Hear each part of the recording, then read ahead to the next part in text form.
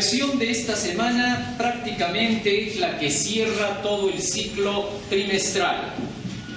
Temas principales de primera y segunda de Pedro.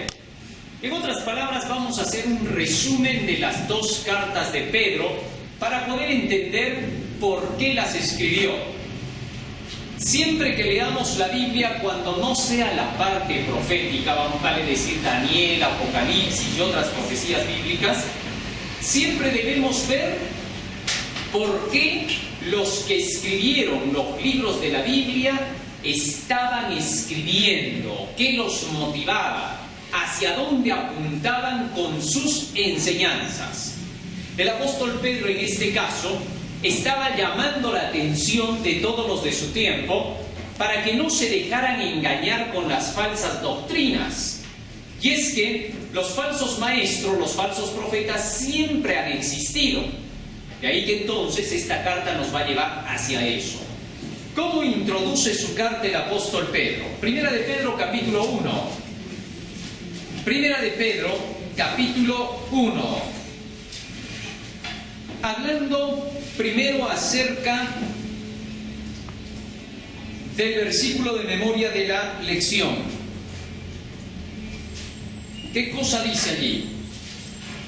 Quien llevó él mismo nuestros pecados en su cuerpo sobre el madero, para que nosotros, estando muertos a los pecados, vivamos a la justicia, y por cuya herida fuisteis sanados. Bueno, este es el texto que se ha elegido para esta semana, ¿no? Como texto de memoria, porque está haciendo énfasis en la salvación que hizo Cristo. Ahora, ¿por qué se toma este texto haciendo énfasis en la salvación que hizo Cristo? Bueno, porque esta salvación ya había estado profetizada desde el Antiguo Testamento. Y entonces, por eso la lección la toma como base, como para decir, aprendan lo que es la verdadera doctrina. En medio de tantas enseñanzas que ahora abundan en el mundo, ¿no? Acerca de enseñanzas contrarias a la ley de Dios, antinomianistas, ¿no? Como lo son la mayoría de iglesias que rechazan la ley de Dios. Por otro lado, tenemos enseñanzas espiritualistas que vienen del hinduismo, que vienen de la Babilonia antigua, de Egipto, de los musulmanes, etc., ¿no? Cada una de esas enseñanzas ahora podrían llevar a la gente por un camino errado. Y por eso es que el apóstol Pedro nos habla acerca de Cristo como el centro, que no se desvíen de él para poder entender lo que es la verdad. Muy bien, y con eso pasamos a lo que dice el sábado de tarde. En primer lugar, Primera de Pedro, capítulo 1, versículos 3 y 4. Primera de Pedro 1, 3 y 4. Dice la Escritura, aquí lo tengo los textos como para que nos ayuden. Bendito el Dios y Padre de nuestro Señor Jesucristo, que según su grande misericordia nos hizo renacer para una esperanza viva por la resurrección de Jesucristo de los muertos, para una herencia incorruptible, incontaminada e inmarcesible, reservada en los cielos para vosotros. Fíjense cómo Pedro comienza su carta indicando a todos los creyentes que tenemos nosotros una patria distinta allá en los cielos, y que por tanto los creyentes de Jesucristo ya no deben vivir en la tierra como que estuviesen en medio de la sociedad a la cual han renunciado para entrar en el camino de Dios. Y es que nosotros, cuando venimos a este mundo, cuando llegamos a este mundo, lo encontramos como está. De pronto nada más aparecemos en un punto en la historia. No conocemos del pasado, no conocemos del futuro, apenas y algunas cosas del presente. Entonces lo lógico es que lo primero que hagan con nosotros es ubicarnos. ¿Para qué estamos aquí? ¿De dónde venimos? ¿Hacia dónde vamos?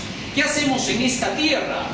Y el apóstol Pedro, pensando en eso, les dice ahora a los creyentes, fíjense que desde el día en que ustedes se entregaron a Cristo, ustedes ya no viven para esta tierra, ya no planifican para esta tierra, porque lo normal, por así decir, que nosotros vemos en el mundo común, es que la gente vive planificando para su futuro. ¿De qué voy a vivir? ¿En qué voy a trabajar? ¿Qué carrera voy a seguir? que es lo común. Pero para el cristiano, nada de eso ya es preocupación, porque el cristiano ha puesto la vista en las cosas espirituales, en lo celestial, en la herencia inmarcesible, la inmortal, la que nunca se termina. Y con esa finalidad es que la Biblia nos enseña cuál es ese nuevo camino. Y como todo va a ser nuevo, ahora el apóstol Pedro dice que nosotros hemos renacido para una esperanza que viva. Es decir, volvemos a comenzar nuestra historia. A ver, se los voy a ilustrar. Hagamos de cuenta que de pronto todo lo que hemos vivido hasta aquí no ha sido la realidad, solamente ha sido convivir en medio de una sociedad que hemos encontrado, pero que esa no es la realidad.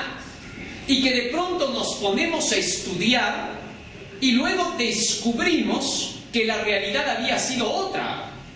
Y que esa realidad es la del éxito, la del triunfo, la de la victoria segura. Y que no tiene nada que ver con eso que nosotros hemos recibido comúnmente como educación en este mundo. Es eso precisamente el renacimiento espiritual. De ahí que los cristianos ya no viven como el mundo vive, porque han descubierto que esa no es la vida real, sino que esa es la vida de la fantasía. Y por eso, cuando se invita al cristiano a participar de la fe, se le presentan todas las profecías que demuestran dónde nos encontramos en la historia y cuál es la vida real. Obviamente, para el que no conoce estas cosas, va a ver como que la vida fantasiosa fuese la vida cristiana y la vida real fuese la vida que le han enseñado comúnmente en su sociedad. Pero solamente echemos un vistazo a esto. Si a nuestros abuelos le preguntáramos así: abuelo, en tus días, ¿cómo era el mundo? No tiene nada que ver con el mundo de hoy. En absoluto. La gente era distinta, los jóvenes eran distintos, los niños eran distintos, la educación era distinta. Tal es así que la educación que hoy tenemos ya no es la educación que tuvieron los abuelos ni los padres. Hasta incluso la educación de los niños que ahora tienen en el colegio ya no se parece a la nuestra. Y si no, para muestra un botón. Cuando hemos estado en el colegio, ¿cuántos géneros de sexo conocían? 2, masculino y femenino. Ahora en la nueva educación, ¿cuántos géneros hay? Ya no hay 2, hasta ahorita ya han contado 122 géneros.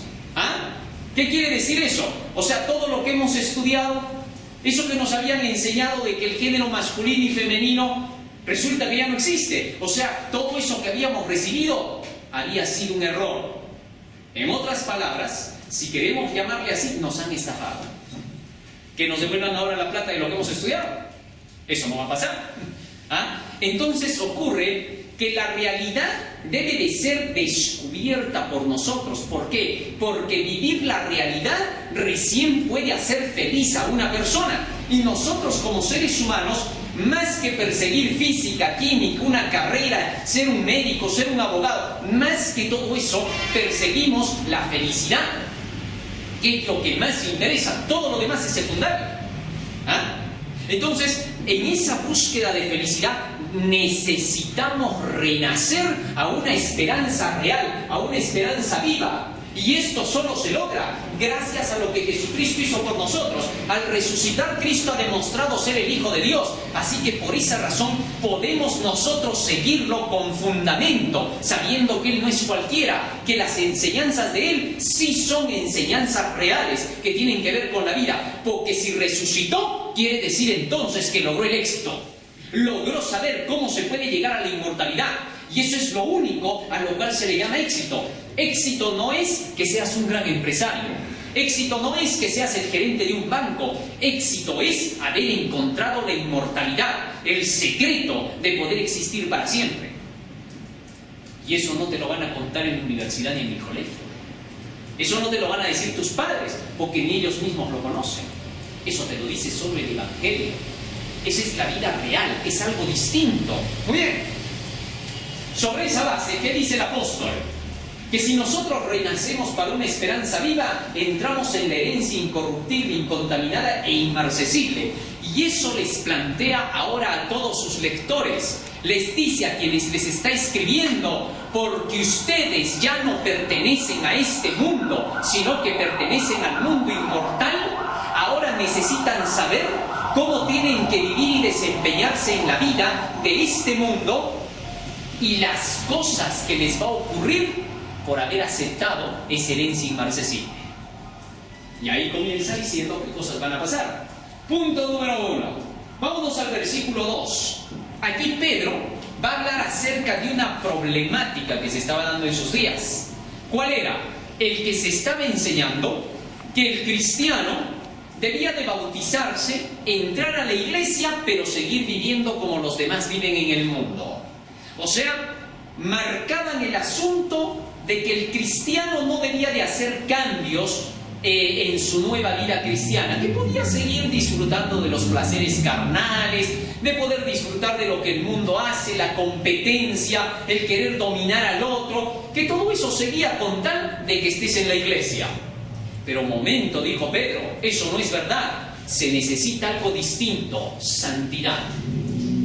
Versículo 2 dice, elegidos según la presciencia de Dios Padre, en santificación del Espíritu, para obedecer y ser rociados con la sangre de Jesucristo, gracia y paz os sean multiplicadas.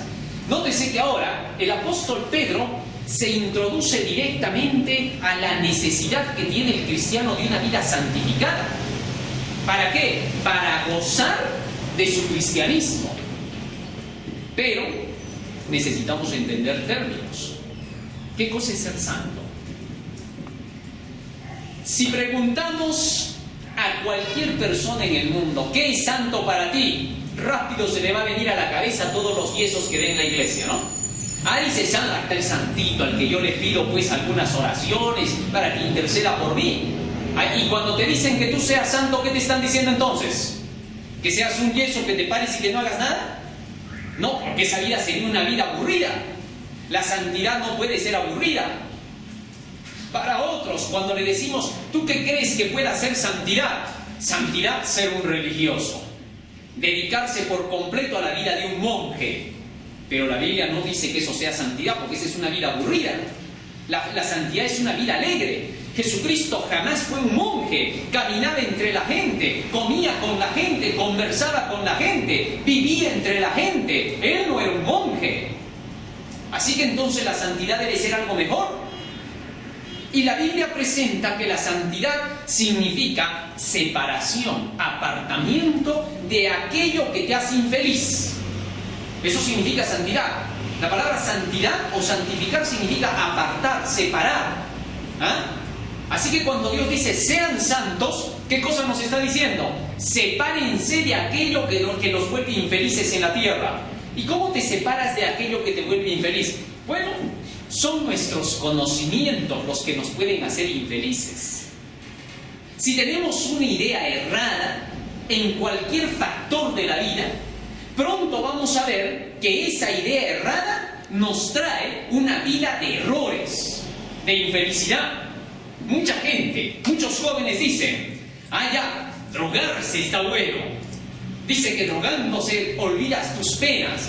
Pronto comienzan a drogarse y se dan cuenta que han caído en un vicio. Se equivocaron. Lo que creyeron ser felicidad fue infelicidad.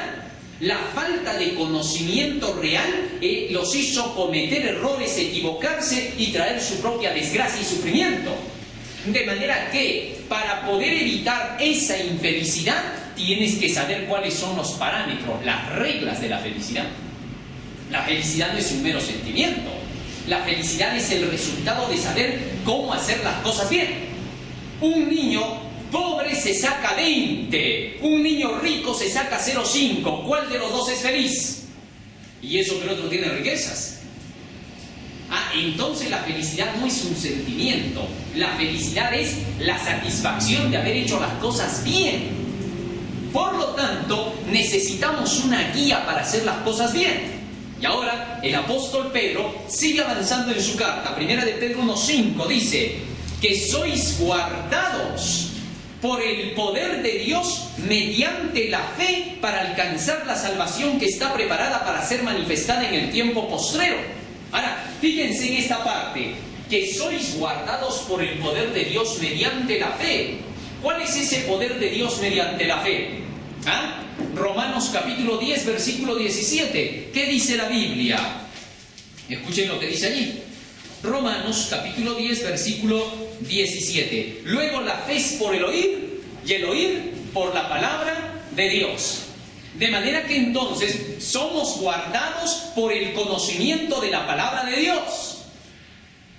Tanto más conocimiento tengas de la Biblia, más estudias la Biblia, más protegido estás. ¿Por qué? Porque ese conocimiento es el que te hace vivir correctamente, evitándote los errores para que todo te salga bien. O sea, tenemos una guía segura para poder vivir en esta tierra sin cometer los errores que nos traigan desgracias. Nosotros, por naturaleza, como seres humanos, ¿somos imperfectos o no? Sí, señor. ¿Cometemos errores o no? Sí, señor. Por esa razón necesitamos la Biblia para aprender cómo se evitan los errores. Y cuando nos dejamos guiar por ese libro, el apóstol Pedro dice, ese es el poder de Dios para que tú puedas ser guiado mediante la fe para alcanzar. Acá cambien el término. En lugar de salvación, póngale por un rato el éxito. ¿Ah? Porque la salvación es el éxito. La salvación es la inmortalidad. La inmortalidad ya dije que es el éxito verdadero. Y eso es lo que se nos promete. ¿Por qué? Porque toda esta promesa se va a hacer realidad cuando Cristo venga por segunda vez. A la vez que Pedro está educando, también está atacando doctrinas que normalmente en el mundo se estaban predicando mal. Resulta que en los días de Pedro, los falsos pastores estaban predicando que la gente ya estaba salva, que con solo creer en Cristo y haber aceptado el cristianismo, ya eran salvados. Pero la Biblia no enseña así. La Biblia dice que cuando tú aceptas el cristianismo, recién vas a comenzar el camino de la salvación. Porque la salvación, ¿cuándo se va a dar? Hebreos 9:28 dice: así también Cristo fue ofrecido una sola vez para llevar los pecados de muchos, y aparecerá por segunda vez sin relación con el pecado para salvar a los que le esperan. De ahí que la salvación esté en proceso, y solo cuando Cristo venga vamos a poder decir soy salvo. Pero la mayoría de creyentes de esa época que creían que ya estaban salvados, que ya no había nada que hacer, que ya no había que buscar la santidad ni obedecer, porque ya eran salvados. Esa misma doctrina se está predicando en el tiempo de hoy. La mayoría de iglesias están enseñándole a la gente que ya están salvados. Si creemos que ya estamos salvados, ya no hay razón para tener que obedecer nada. Pero si crees que tienes que alcanzar todavía la salvación, entonces tienes que luchar por obedecer y cumplir. Y para eso se necesita la palabra de Dios. Muy bien, fíjense ahora cómo él ha atacado ese punto clave de la falsa doctrina que enseñaba que ya somos salvos. Y ahora comienza a explicar que cuando un cristiano ha empezado el camino de la salvación, no se olvide que ha empezado una guerra en contra del error. ¿Está claro? Fíjense, si ustedes descubren que están en un error y comienzan a vivir como es correcto, en medio de todos los que están en error, ustedes van a parecer bichos raros. Supongamos que toda la gente dice así: 5 más 5 son 15. Y ustedes dicen: no, momentito, 5 más 5 es 10. Como todos los demás creen que 5 más 5 es 15, ¿qué te van a decir cuando digas que es 10? ¿Que estás qué? Tú estás loco.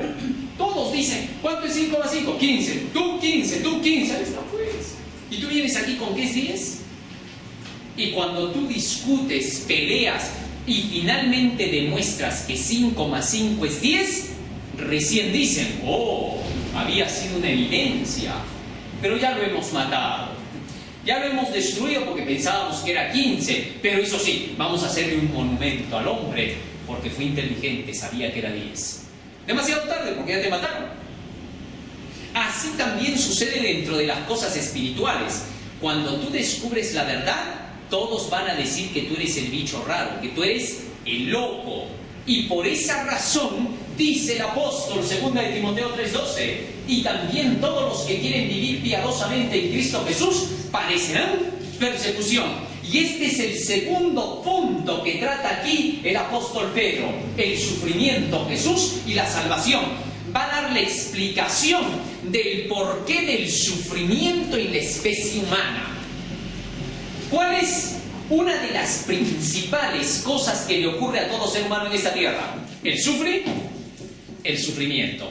Por lo tanto, necesitamos saber por qué sufre la gente.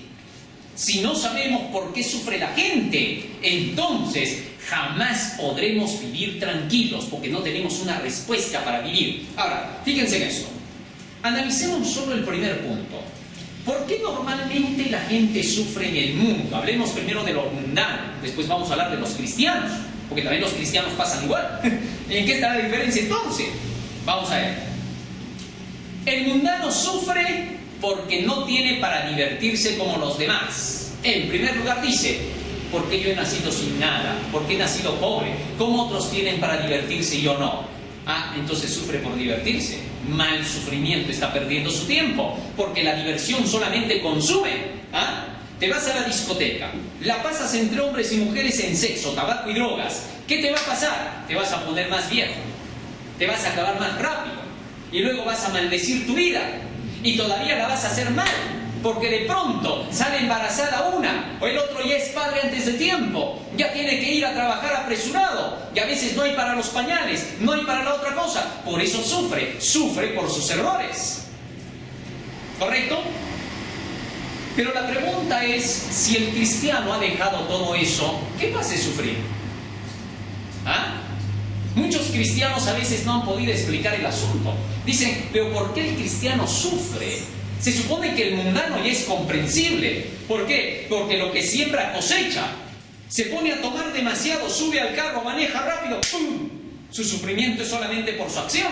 ¿Ah? Lo que se siembra se cosecha. Pero el cristiano, es ahí precisamente donde entra esta parte del tema. Miren lo que dice Cristo, San Juan 15:20. Acordaos de la palabra que yo os he dicho. El siervo no es mayor que su Señor. Si a mí me han perseguido, también a vosotros os perseguirán. Si han guardado mi palabra, también guardarán la vuestra. Resulta que Jesús ahora está diciendo que el sufrimiento del cristiano no va a ser el sufrimiento común del mundano, porque el cristiano ya no anda a la competencia de la casa del dinero. El cristiano ya no está buscando las diversiones y los placeres mundanos, porque si el cristiano busca eso, sufre por eso. ¿Ah? Y ese es un mal sufrimiento, porque supongamos que un cristiano que ya sabe que no debe tomar, que ya sabe que no debe andar en parrandas, y de pronto ve que no tiene el dinero para comprar cajas de cerveza para sus amigos, que no tiene dinero para organizar una fiesta, ¿por qué va a sufrir? Eso no debería hacerlo sufrir a él, porque él ya no es mundano, él ya no puede participar en eso, no debe, porque eso es lo que contrarresta a él, es a lo que le hace la guerra. Es decir, el cristiano enseña que eso no hay que hacer, que no hay que vivir así. Entonces, ¿por qué va a sufrir por eso? Así que es un mal sufrimiento cuando sufre por competenciar con el mundo. He ahí la razón del sufrimiento. Eso quiere decir que el sufrimiento no tiene fundamento. Es algo falaz. Pero cuando tu sufrimiento es por causa de tu cristianismo, ahora tu sufrimiento es igual que el de Cristo. ¿Y por qué sufre el cristiano? Porque cuando el cristiano quiere vivir como cristiano, la gente empieza a marginarlo. En tu grupo social, en tu círculo, ¿qué es lo primero que te van a decir? Oye, ¿sabes qué? Esta noche la vamos a pasar en una orgía. ¿Vas a venir o no? Ah, no, yo para esas cosas ya no, yo ya soy un cristiano. ¿Qué? Oye, no pues, ya lo malograste todo. ¿Por qué no te vas a vivir bajo la tierra entonces? ¿Cómo te vas a volver aburrido ahí sentado con tu libro en la mano? ¿Qué ha pasado contigo? Razona, pues, vive la realidad, todavía te dicen. Es increíble. ¿Cómo te pueden decir que vivas la realidad cuando todo eso es fantasía? Es momentáneo. El asunto del placer solo es un rato, luego se pasa y estás atormentado y arrepentido. ¿Ah? Entonces, pasa que eso produce sufrimiento en el cristiano porque lo aíslan, lo marginan y finalmente lo tratan de poner a un lado como que fuese un retrasado, un nerd, un tonto. ¿Ah? Cuando en realidad el cristiano ha descubierto el camino de la vida. Y si él permanece en lo suyo, saldrá triunfante y vencedor. Pero para permanecer, alguien te lo tiene que explicar. Porque decirte, aguanta como cristiano, ponte fuerte, ora, pide al Señor para que sigas adelante, te aseguro que no vas a poder. Eso no te ayuda en nada. Puedes orar todo el día incluso, no te va a ayudar a ser cristiano. ¿Qué cosa es lo que va a requerirse entonces? Necesitas que alguien te explique. La Biblia te explica cómo permanecer cristiano. Y por eso es que el apóstol Pedro dice, tienes que vivir ahora de toda palabra que sale de la boca de Dios. Isaías capítulo 53, ¿para qué me va a servir la Biblia? Miren, ¿para qué? Versículo 3 dice, despreciado y desechado entre los hombres, varón de dolores experimentado en quebranto, y como que escondimos de él el rostro, fue menospreciado y no lo estimamos. ¿De quién está hablando aquí? De Jesucristo. ¿Ah? Y resulta que aquí ya se decía lo que le iba a pasar a Cristo. Así que cuando Cristo leía estas palabras, estas profecías, vivía por ellas, porque decía, ya sé cómo me van a tratar. Me van a tratar así porque yo voy a ir en contra de las prácticas que tienen y que los hacen infelices. Era obvio. Así que cuando Cristo le decía a la gente, no vivas para este mundo, no malgastes tu dinero en placeres, no busques las diversiones, no busques la borrachera, ¿qué le decían todos? ¿Qué cosa? ¿De qué planeta eres tú? Y lo despreciaban, lo desechaban siendo el Hijo de Dios. Y él agarraba y decía, bueno, pero ya está escrito que así tiene que ser. ¿Qué de nuevo me está pasando? Nada. Así también, cuando tú estudias la Biblia te dice todo lo que le va a ocurrir a un cristiano por ser cristiano, por buscar la felicidad. El enemigo y los enemigos se van a unir para que no le encuentres, se van a oponer. Y es por eso que el que nosotros estudiemos las Escrituras nos va a dar a nosotros la seguridad de cómo es que nosotros en este mundo tendremos que enfrentar. Y entonces, en medio de la presión, en medio de la tentación, del fastidio de este mundo, se cumplirá lo que dice Santiago 1:12. Bienaventurado, feliz, el varón que soporta la tentación, porque cuando haya resistido la prueba, recibirá la corona de vida que Dios ha prometido a los que le aman. De ahí que entonces, si tú con el conocimiento eres capaz de resistir lo que el mundo hace contra ti y te presiona, entonces recibes ¿qué? Tu corona. Así es. Así que entonces el cristiano tiene que vivir ahora de toda palabra que sale de la boca de Dios. Y hacia eso apuntaba Pedro. Cuidado, decía, los falsos maestros te alejan de la palabra de Dios. Te dicen que para qué tanto conocimiento si eso no te va a salvar. Te dicen, ¿tú cómo sabes que eso haya sido inspirado por Dios? ¿De dónde sabes que un grupo de hombres se aprovechó de escribir eso tan solo para aprovecharse del fervor de la gente? ¿Ah? Así se nos trata de alejar de las Escrituras. ¿Por qué? Porque ahí está el secreto. Ahora, teniendo eso en cuenta, cuando venimos a la Biblia nos dice, Efesios 6:12, porque no tenemos lucha contra sangre y carne, sino contra principados, contra potestades, contra los gobernadores de las tinieblas de este siglo, contra huestes espirituales de maldad en las regiones celestes. Fíjense, ahora se nos está diciendo que tenemos una lucha al entrar en este mundo, que al ser cristianos no vamos a estar quietos, sino que vamos a enfrentar. Como cristianos ya no somos más tímidos, ya no somos más callados. Ahora como cristianos hablamos. Nos encontramos con alguien y le decimos, así dice la palabra del Señor. Dice que estamos viviendo en el fin, terremotos, inundaciones, tempestades, el calentamiento global que dice y tanta cosa. Todo eso está pasando y la Biblia lo decía. Por eso necesitamos prepararnos para el mundo que ya va a empezar, el mundo real, el mundo de Cristo. Ya no podemos caer. Entonces se nos va la timidez y comenzamos a enfrentar a este mundo con su maldad y pecado. A veces el político trata de enfrentar demagógicamente al mundo, ¿no? ¡Ah, la corrupción! ¡Miren ese presidente corrupto, los congresistas corruptos! ¿Qué cosa es esto? Tratan de llamar la atención. ¿Qué cosa están haciendo? Se están enfrentando a una sociedad corrompida. Nosotros como cristianos estaremos en un estatus superior y por lo tanto enfrentaremos a todo un mundo corrompido. Y cuando lo hagamos hay que recordar que la lucha es contra gobernantes, contra los gobernadores de las tinieblas de este siglo, contra las huestes espirituales de la maldad. Y para poder enfrentar a todos ellos necesitamos conocimiento.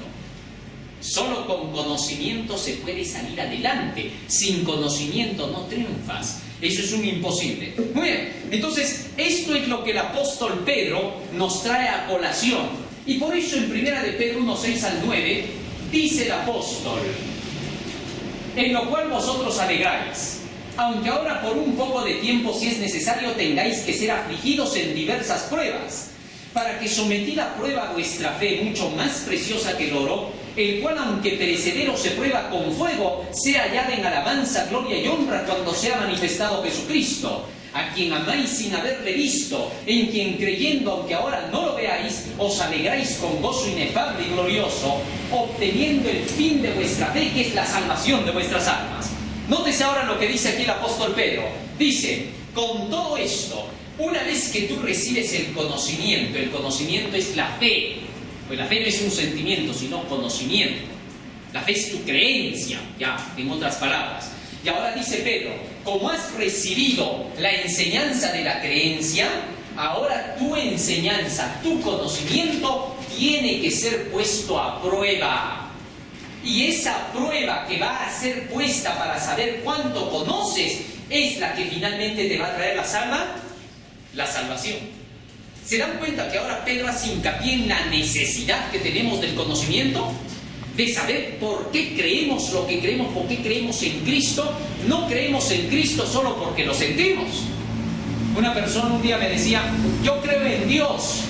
Y yo le decía: ¿tú lo has visto? No, lo siento acá adentro. Así le dije: Dios no es un sentimiento. A Dios no se le cree porque lo sientes. Se cree en Dios porque hay evidencia de que existe. ¿Y cómo sé cuáles son las evidencias? Cuando vengo a la Biblia y leo acerca de qué evidencias debo buscar de la existencia de Dios. ¿Está claro? De lo contrario, estoy haciendo una religión inventada por mí. Y eso no tiene base ni fundamento. Ahora, teniendo en cuenta esto, muchos preguntan: ¿por qué debemos ser probados? ¿Cuál es la razón? Y aquí está la respuesta: pues para esto fuisteis llamados, porque también Cristo padeció por nosotros, dejándonos ejemplo para que sigáis sus pisadas. O sea que es necesario que nuestra fe tenga que ser probada para que nosotros, al igual que Cristo, pasemos por el mismo proceso para ver si podemos merecer el cielo o no. Así de sencillo. Y entonces, cuando Cristo pasó por ese proceso, a eso se le llama: padeció por nosotros. ¿Correcto? Cristo no vivía de acuerdo con eso porque lo iban a criticar. Porque iban a decir: ¿dónde está Pedro? Vive lo que predicas. Porque era obvio que la crítica a Cristo no iba a ser porque se portaba mal, sino porque se portaba ¿cómo? Bien. A ver, echemos un vistazo. Vamos paso a paso. ¿De qué lo critican al cristiano? ¿Qué haces con tu vida ahí? Para arriba y para abajo. ¿Qué, te vas a vivir solo de eso? ¿Te va a dar de comer la Biblia? Eso es lo que le dicen. Ahora, yo pregunto: ¿está mal que lea la Biblia? ¿Está mal que lea la Biblia? No, es lo correcto, más bien. Pero nosotros como humanos juzgamos mal. Nos dicen: ¿está mal que lea la Biblia? ¿Y saben cómo vamos a responder? No, no está mal, pero que no se meta mucho en ella. Nos creemos sabios. ¿Cómo le vamos a decir al que lee la Biblia: no te metas mucho en ella? Si él es el que lee, él como lee, él sabe lo que está haciendo. Nosotros que no leemos, ¿cómo lo vamos a aconsejar? Somos necios al quererlo aconsejar. No tiene ningún sentido. ¿Cómo tú le vas a decir al cristiano, no hagas tanto, no cumplas tanto, no tanto así? El otro te va a decir así, un momentito. ¿Qué pasa contigo? ¿Lees tú ese libro? No, no lo leo. Yo sí, yo sé lo que estoy haciendo, porque estoy leyendo. ¿Y tú me vas a venir a decir a mí lo que tengo que hacer? Es lo lógico. Sin embargo, al cristiano se le critica a pesar de que él sabe lo que está haciendo. ¿Y quién lo critica? El que ni siquiera sabe lo que hay que hacer. Eso es lo que pasa. De ahí que entonces Jesucristo no vivía como vivió por la crítica de los demás, ni por el qué dirán de los demás. Eso no le importaba a él. Él vivió como vivió porque ya estaba registrado cómo tenía que vivir. ¿Está claro? Es por eso que es un error, y esto es satánico, de que en el mundo se esté mirando al cristiano en qué comete un error para sacarle ventaja. Eso es lo más tonto y absurdo que puede pasar. Vean esto, Alguien que lee la Biblia sabe que tiene que cambiar su vida y mejorar cada día más, ser semejante a Cristo.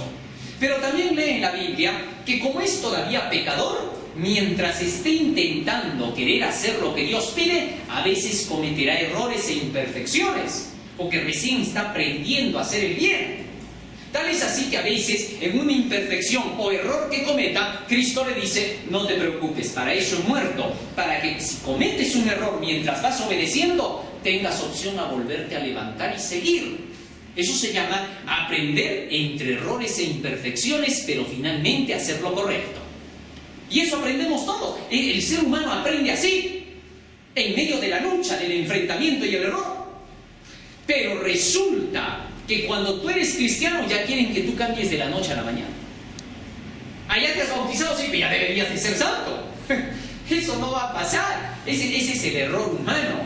No han aprendido que así no es la Biblia. Entonces, cuando el cristiano va aprendiendo así, el cristiano está creciendo en la gracia para la salvación, pero el mundano no se lo va a entender. Entonces el cristiano no debe preocuparse por lo que le digan alrededor, no debe preocuparse por los errores que comete mientras aprende. Su única preocupación del cristiano tiene que ser, debo seguir avanzando. ¿Qué me dice la profecía acerca de mí? Así tengo que vivir de acuerdo con lo que dice la profecía. ¿Está claro? Cuando vivimos así, hacemos una vida personal, individual. Y así digan lo que digan y así se te vengan encima, tú vives de lo que lees, porque eso es cristianismo, vivir de Cristo, absorber de Cristo, comer su carne, beber su sangre. Muy bien, está más que claro el asunto del día domingo. Ahora, pasa a un asunto más profundo Pedro. Dice, Dios nos pide esto, porque escrito está, 1 Pedro 1:16, sed santos porque yo soy santo. ¿Qué cosa dijimos que era ser santo? Apartado, separado. ¿Con qué? ¿Cómo es que yo voy a ser separado? Bueno, vamos a San Juan 17:17. Miren lo que dice allí. Y sobre esta base es que captamos lo que está queriendo decir Pedro.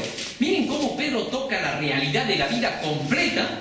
Él no tiene pelos en la lengua, él dice lo que es la vida cristiana. No había sido como nosotros pensábamos. Cuando creemos que el cristianismo es una transformación mágica, somos capaces de apedrear al cristiano cuando comete un error.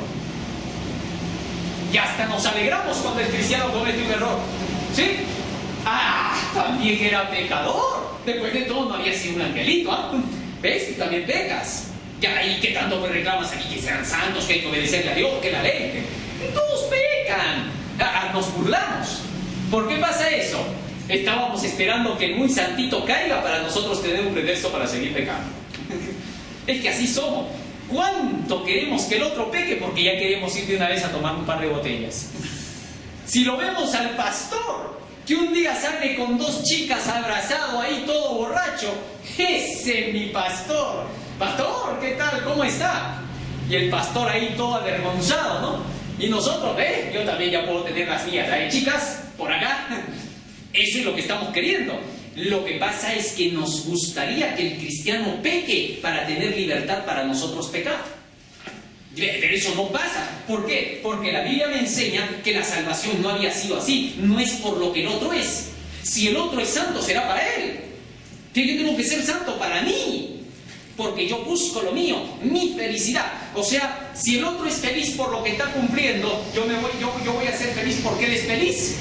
No, señor, él es feliz porque él está haciendo lo correcto. Yo ahora quiero serlo, tengo que hacer lo mismo.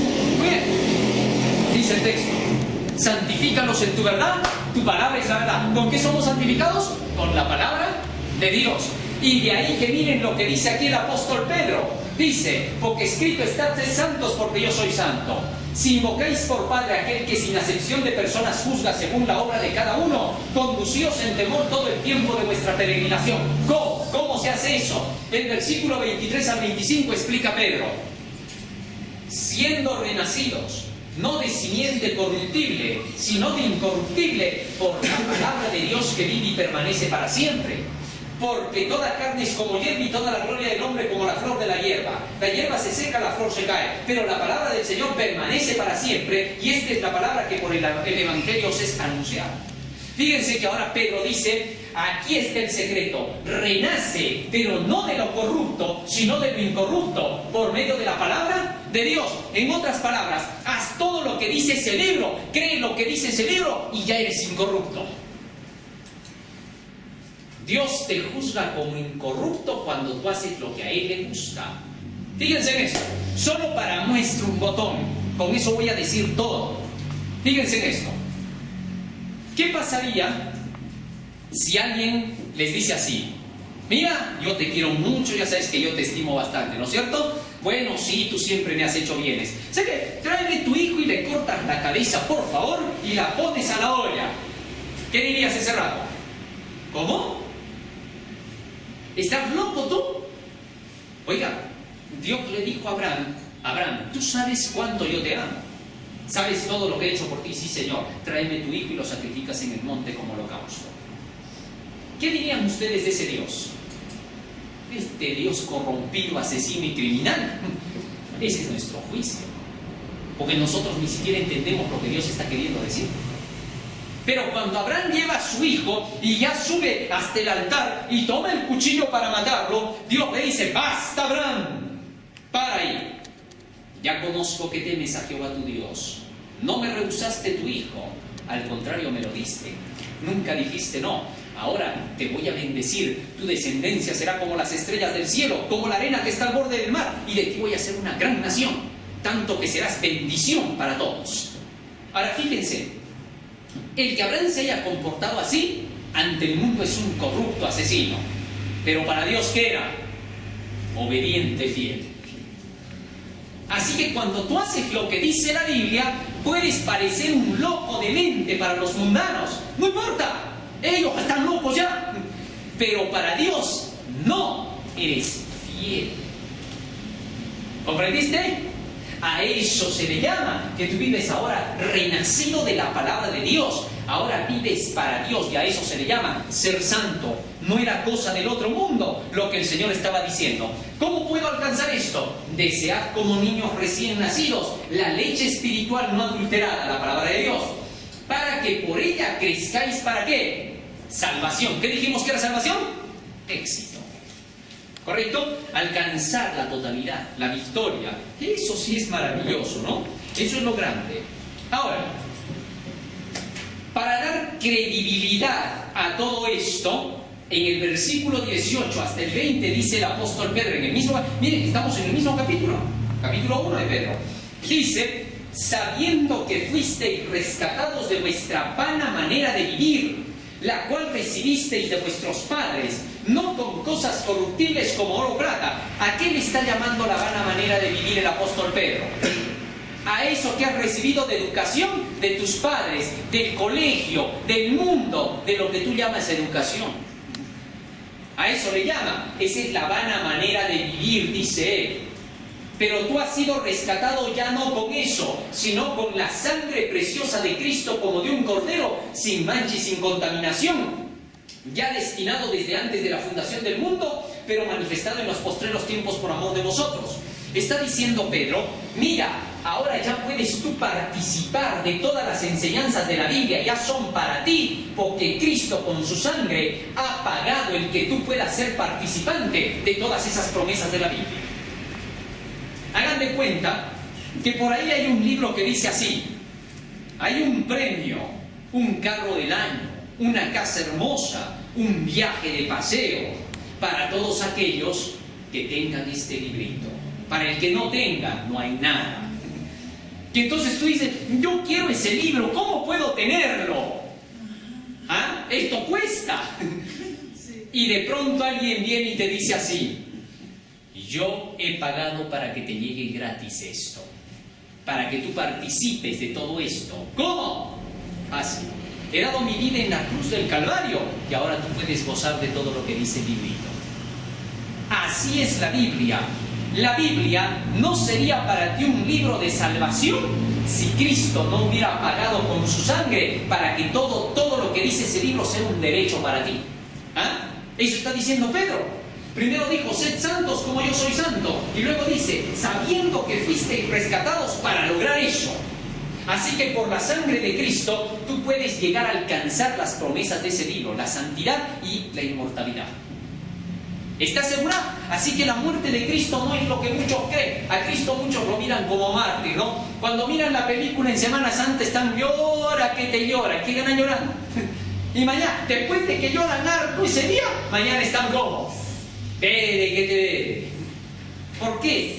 Es sencillo, porque a Cristo no hay que mirarlo como un mártir, por favor. Fue un mártir ya, en la palabra lógica.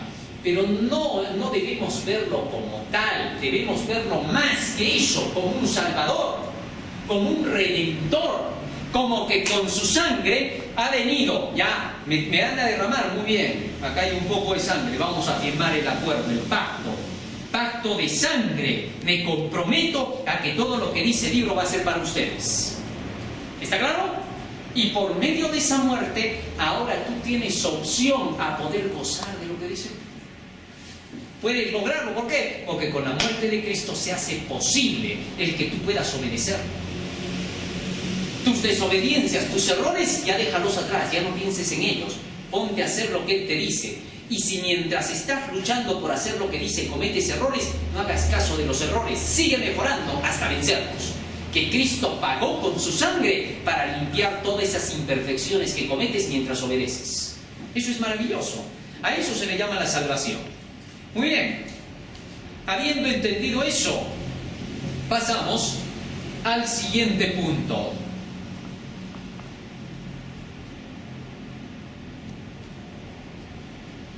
Vamos a retroceder un poco.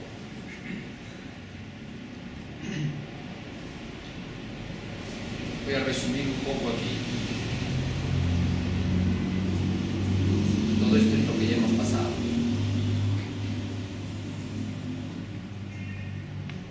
Aquí hay un punto que Pedro enfatiza mucho. Vamos a la segunda carta de Pedro.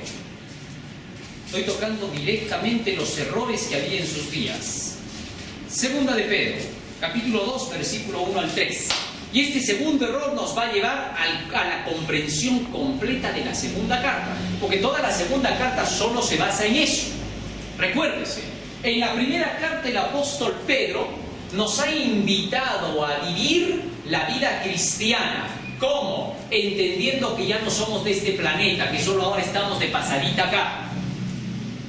¿Me estoy dejando entender o no en eso? ¿Qué cosa significa que ya no somos de este planeta? Que pertenecemos a la Nueva Jerusalén porque hemos nacido en Cristo. De ahí que entonces, si pertenecemos a la Nueva Jerusalén, nacidos en Cristo, significa que ya no somos de este planeta, ya no vivimos para Él. Y se nos pide vivir como que ya estuviésemos en el nuevo planeta, que es el cielo. ¿Ah? Y si ustedes leen toda la primera carta de Pedro, que ya no he enfatizado en eso porque eso lo hemos estudiado en todo el trimestre. Por ejemplo, ¿qué dice Pedro? En el capítulo 3 de la primera carta habla acerca de cómo debe ser el comportamiento de las mujeres. ¿Ah? ¿Qué les dice? Las mujeres que no busquen el adorno externo, sino el del corazón, el interno. ¿Por qué? ¿Por qué les decía eso? Porque muchas cristianas estaban sufriendo por causa de querer ser como las mundanas, a la competencia. Y por eso Pedro les dice, ya no vivan así, vivan en felicidad, no competencien con el mundo, porque ustedes han venido a contrarrestar eso, no a apoyar eso. Y comienza con todos los deberes de los cristianos. y a los cristianos a todos les dice, compórtense bien, para que el mundo vea que ustedes están haciendo lo que dice la Biblia. Básense en lo que dicen las Escrituras. Y si por eso sois abofeteados y lo sufrís, bien hacéis. Pero si ustedes son como malhechores y los abofetean, se la han ganado, porque son igual que ellos, no me acuerdo. Eso es lo que está diciendo Pedro. Así que entonces él nos invita a vivir una esperanza viva. Y a los pastores y ministros les dicen, ustedes apacienten a la grey de Dios, no estén a la competencia con los pastores mundanos. ¿Qué buscan los pastores mundanos de las iglesias mundanas? ¿Ah? Dinero. Tú vas a la iglesia de un pastor mundano y el pastor va a decir, en Jesús vas a tener mucho dinero, las grandes bendiciones de Dios. Y te vuelve avariento, porque entras a la iglesia solo porque Dios te bendiga en dinero. Entonces, no es eso lo que se pide, porque el pastor cuando empieza a predicar por dinero se vuelve autoritario, dominante. Te quiere mandar y que tú obedezcas a como dé lugar. ¿Por qué? Platita. Entonces, por eso en el capítulo 5 amonesta sobre eso. Y ahora se va a la segunda carta, y en la segunda carta arremete contra los falsos maestros ya con fuerza. Capítulo 2, versículo 1 al 3 dice, pero hubo también falsos profetas entre el pueblo, como habrá entre vosotros falsos maestros que introducirán encubiertamente herejías destructoras y aún negarán al Señor que los rescató, atrayendo sobre sí mismos destrucción repentina. Y muchos seguirán sus disoluciones, por causa de los cuales el camino de la verdad será blasfemado. Y por avaricia harán mercadería de vosotros con palabras fingidas. Sobre los tales, ya de largo tiempo la condenación no se tarda y su perdición no se duerme. Ahora, ¿por qué dice que iban a hacer mercadería de nosotros? ¿Por qué? Ahí está, pues, por avaricia, por platita. Así que arremete con fuerza aquí el apóstol Pedro. ¿Por qué? Porque sabe que las falsas doctrinas vienen a causa de eso. Y entonces comienza a explicar y comienza a decir en los demás versículos, cuidado, les dice a esos falsos maestros, ¿acaso ustedes han olvidado que Dios echó a los ángeles del cielo que no guardaron su dignidad? Los botó junto con Satanás. ¿Acaso no se acuerdan del mundo antediluviano, cómo fue destruido porque buscaban el dinero y el placer? ¿Acaso no se acuerdan de Sodoma y Gomorra? Plantea cómo fueron destruidas las dos ciudades por buscar la economía. ¿Y acaso no se acuerdan de Balaam por estar buscando el precio, dice, de venta del pueblo de Dios? ¿A cómo arremete con fuerza por el dinero? Y luego de eso explica quiénes son estos falsos maestros. ¿Cómo los vamos a reconocer? Capítulo 3. Miren, todo está clarísimo. Entender la carta así es otra cosa. Dice, capítulo 3, versículo 3. Sabiendo primero esto, que en los postreros días vendrán burladores, andando según sus propias concupiscencias y diciendo, ¿dónde está la promesa de su advenimiento? Porque desde el día en que los padres durmieron, todas las cosas permanecen así como desde el principio de la creación. Fíjense ahora, a los falsos maestros le llama el apóstol Pedro burladores. Y dice que estos burladores vendrían diciendo, ¿dónde está la promesa de su venida? Porque desde el día en que los padres durmieron, todo sigue igual. Casi siempre a los falsos maestros se les conoce por eso, porque niegan que ya Cristo viene, niegan la parte profética y dicen, como dice el texto aquí, en el libro de Mateo 24:48, pero si aquel siervo malo dijera en su corazón, mi Señor, ¿qué? Se tarda en venir.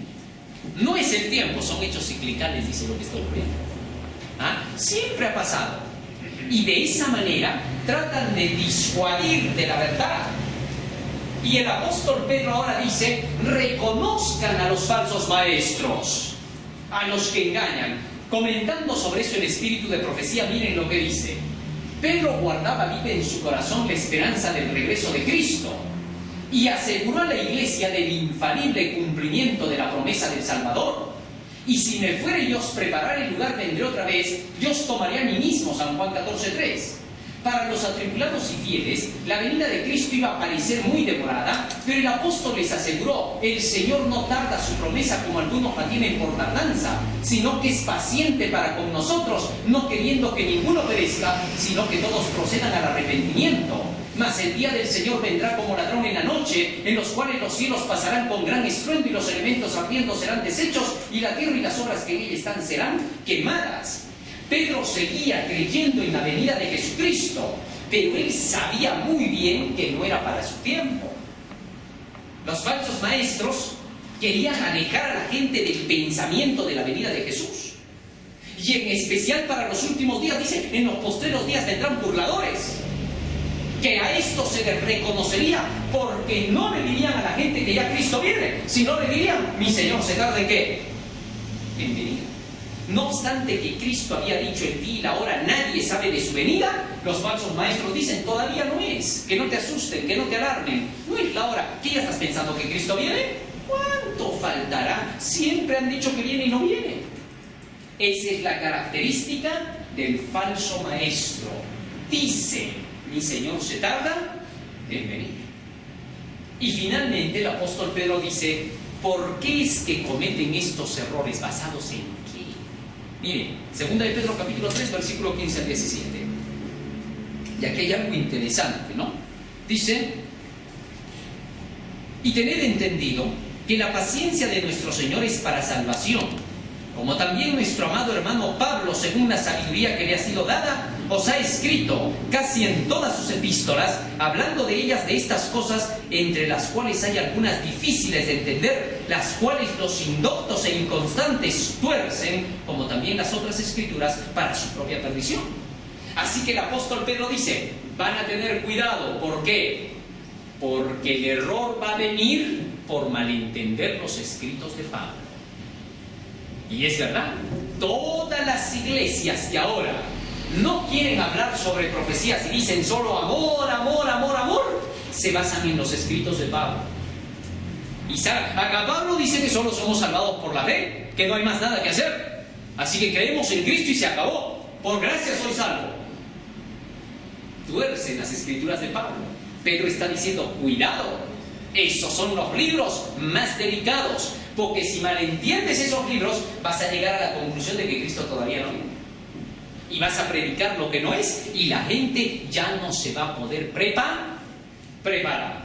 Termina diciendo el espíritu de profecía: mirando hacia adelante a través de los siglos hasta el tiempo del fin, fue inspirado a señalar las condiciones que habrían de existir en el mundo precisamente antes de la segunda venida de Cristo. En los postrímeros días vendrán burladores, escribió, andando según sus propias concupiscencias y diciendo: ¿dónde está la promesa de su advenimiento?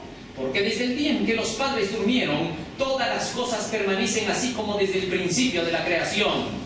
Pero cuando dirán paz y seguridad, entonces vendrá sobre ellos destrucción de repente. No todos, sin embargo, serían engañados por los artificios del enemigo. Cuando el fin de todas las cosas terrenales esté cerca, se encontrarán fieles creyentes, capaces de discernir las señales de los tiempos. Aunque un gran número de creyentes profesos negarán su fe por sus obras, habrá un remanente que resistirá hasta el fin. Hechos de los Apóstoles, página 427. ¿Qué les parece? O sea, ¿cómo vamos a reconocer a los fieles? Los que predican la profecía anunciando que Cristo viene. ¿Cómo vamos a reconocer a los infieles? Van a decir paz y seguridad. ¿Dónde está la promesa de su venida? Fácil de entender las dos cartas de Pedro. Que Dios quiera que cada uno de nosotros podamos repasar estas dos cartas, repásenlas en casa, para que puedan captar todo lo que les he mencionado y se den cuenta que el apóstol Pedro estaba llamando la atención a que la gente se prepare ya para la venida de Jesús. Y eso, que él sabía que habían profecías que debían de cumplirse. Para nosotros, que somos la última generación, todas las profecías están cumplidas. ¿Cuánto más deberíamos de decir que la gente esté lista y preparada hoy? Que el Señor les bendiga. Amén.